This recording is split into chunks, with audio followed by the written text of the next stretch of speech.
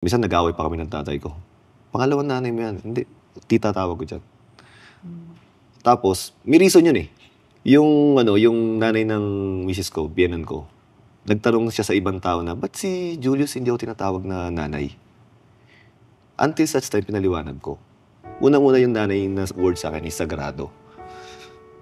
Yung O nga lang eh, hindi ko sinusulat sa pangalan ko dati. Yung nanay pa kaya babanggitin ko sa taong hindi ko talaga nanay. So yung nanay na word na yun, nire-reserve ko talaga yun sa totoo kong nanay. Naintindihan naman nila. Pinaliwanag ko sa kanila na yung salitang nanay na yun para sa totoong nanay ko yun. Kasi hindi pa close book sa akin yan. Talagang hahanapin ko siya. Yun yung sinasabi ko palagi. Paano dumating sa point na ngayon, 37 years old ka, nahanap mo yung nanay mo? Ano ang nangyari? Meron parang katransaksyon yung yung biyenan ko. Parang mga hydrogen water, ganyan. Ini-install sa bahay. So, Korean. So, nasa bahay sila. Yung anak ko, si Winter, yung babae. Lapit ng lapit daw, may binibigay na drawing. Tapos sabi ng Korean, she looks like Korean. Nagtawa na sila. O siyempre, Korean yan. 1/4 Korean yan. Yung tatay niya is half Korean. Tapos after ilang mga oras, umuwi na ako, naabutan ko pa sila. Tapos tsaka ako pinakilala. Nagtanong-tanong siya sa akin. Sinabi ko yung story. Sabi niya, ano? Ganyan yung naging buhay mo? Tapos naging basketball player ka? Yan ang nagbigay sa'yo ng scholarship? And then naging police ka?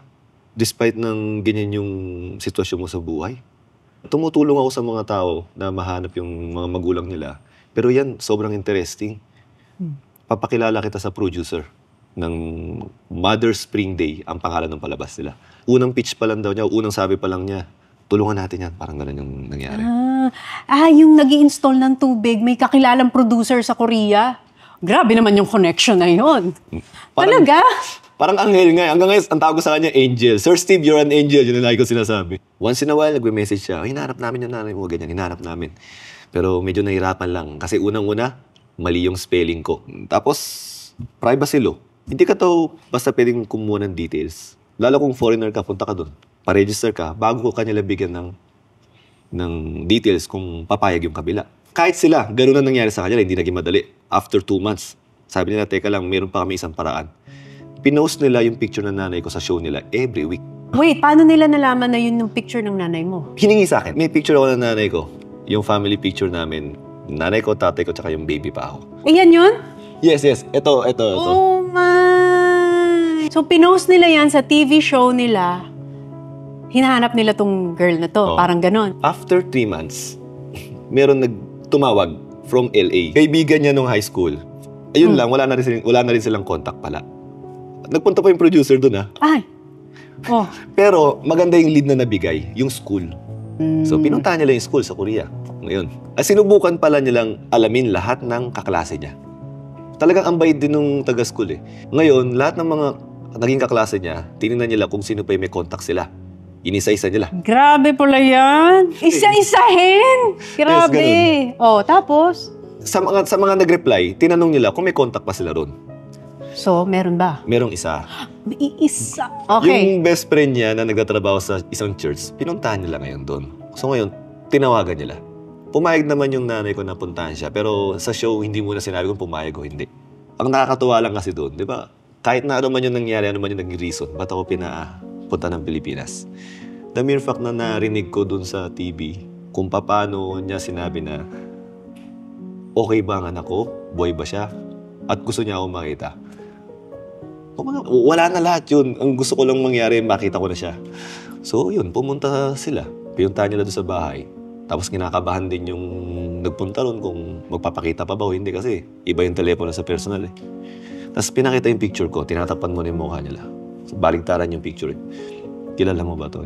Yes, anak ko yan. Anong pangalan niya? O Junyong. Pero nakasulat sa passport niya is Julius O. Manalo. Sabi ko, parang alam niya lahat. Eh, bakit nanay ko nga siya, di ba? Sobrang tuwa ako nung nakita ko yung nangyari yung kahit na alam ko naman na nagkita na kami. Sobrang saya ko nung na ganun yung naging reaksyon lahat. Nung lumipad ka muna ng Korea, ano na yung naramdaman mo? O babalik ka ng Korea? First time mo ba yon? Bumalik ng Korea? First time. So ano yung feeling na babalik ka ng Korea with 2 kids at may pamilya ka na? May sense of home na parang Dito ako eh. Dito ako pinanganak eh, ganun. Hindi mo pa alam to na makikita mo na nanay mo? Ang alam ko, pupunta kami ng Korea, may lead, tsaka namin hahanapin. Actually, kung paano nila sinabi sa akin, medyo mabigat din eh. Paano? Kasi pumunta sila ng September 4 dito, September 5, interview lahat. Yung district director namin, tapos pupunta ng Tondo, pupunta ng Krame, tapos pupunta sa Manila ulit. Tapos uuwi kami ng Makati dito para interview ng mga family. Noong natapos na lahat, although naka-on pa yung camera, sabi, Julius, sorry, may interpreter eh. Meron kaming sasabihin sa'yo na importante. Actually, nahanap na namin yung mama mo. Napahinto ako. After 2 to 3 minutes, ako tinanong, ano pong sabi niya? Sabi niya, miss na miss ka na daw niya. Gusto ko na daw niya makitain.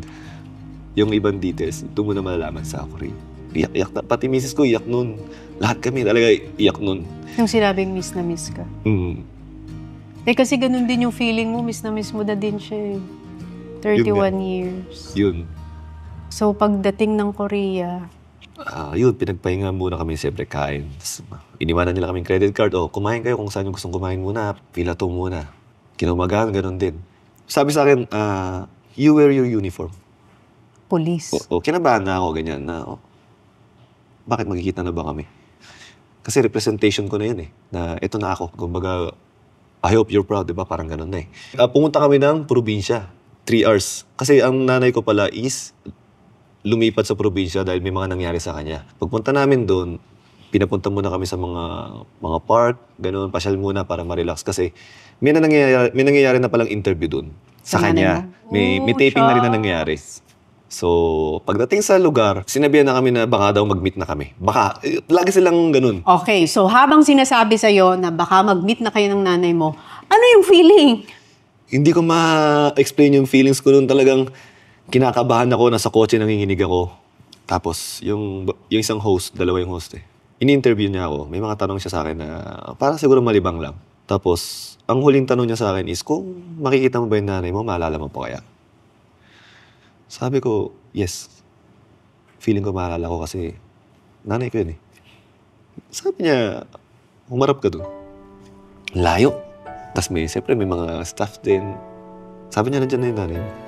Sabi niya, pwede mo siyang puntahan. Nung nakita ko siya na naglalakad na, yung word na nanay, nagamit ko doon sa pagkakataon na yun na alam ko yun yung tamang time. Siyempre in Korean, ma, tapos sumisigaw ako.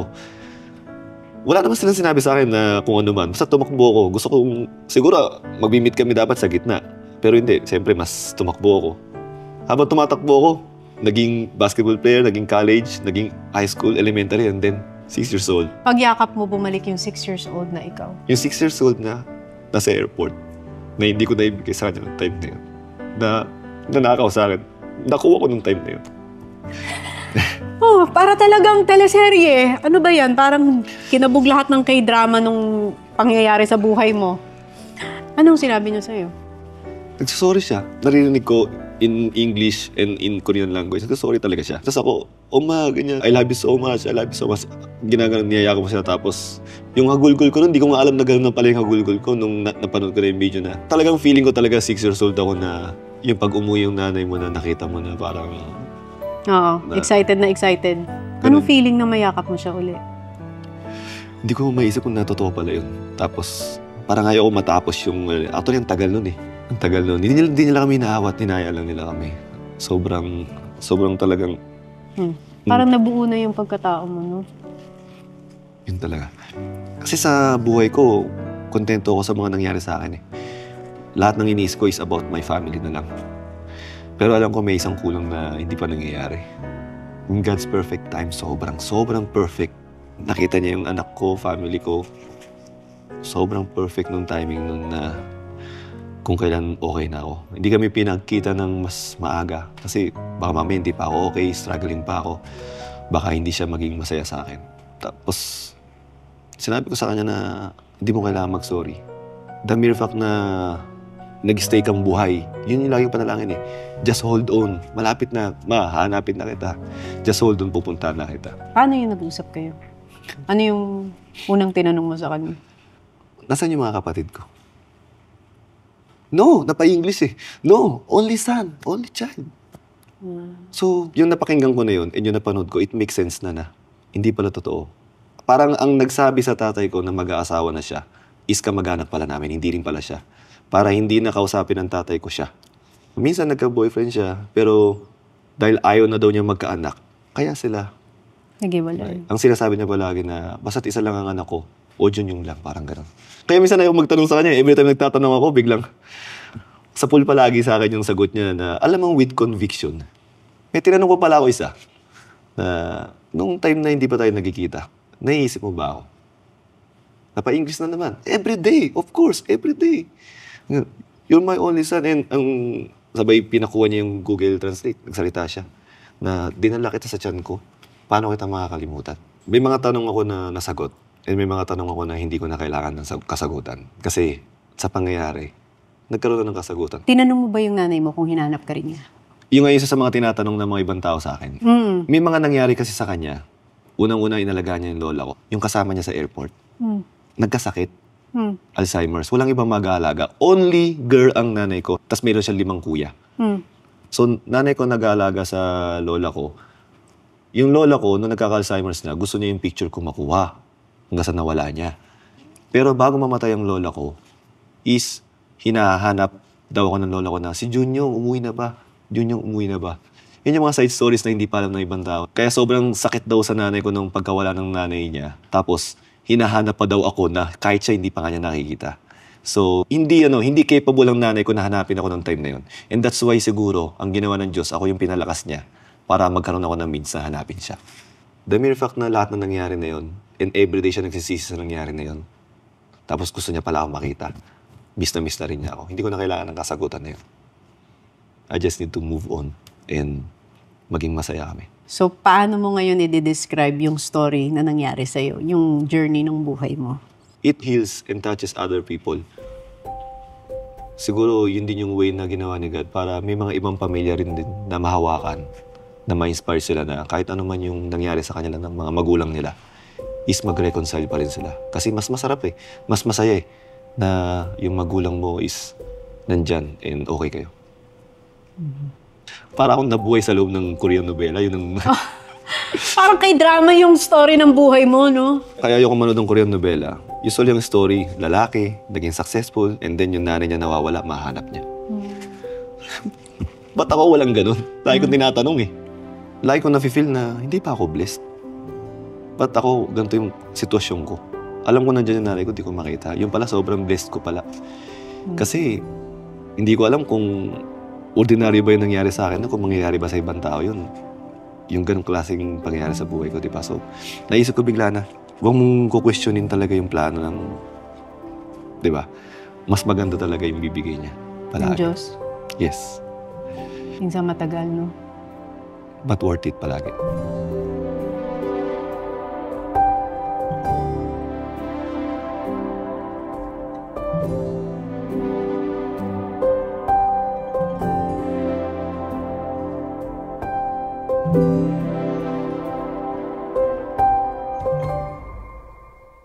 Hindi ako makapaniwala na si Antonio Talks mag-reach out sa akin. So, Cute naman nila. gusto ko muna maging totoo bago ko sabihin sa'yo. Kahit sa office, sabi ko, papayag lang ako pag tumitok pa rin, di ba ngayon? Ayoko. Ang cute naman nila. Papayag lang daw sila pag nito. Binibiro daw niya. Hindi, actually, totoo po yun. Hindi ko sinasabi sa kanya na meron ng kumakausap sa akin. Gusto ko maging totoo muna bago ko sabihin sa kanya. Kaso nabanggit niya na, hindi ko na mapigil.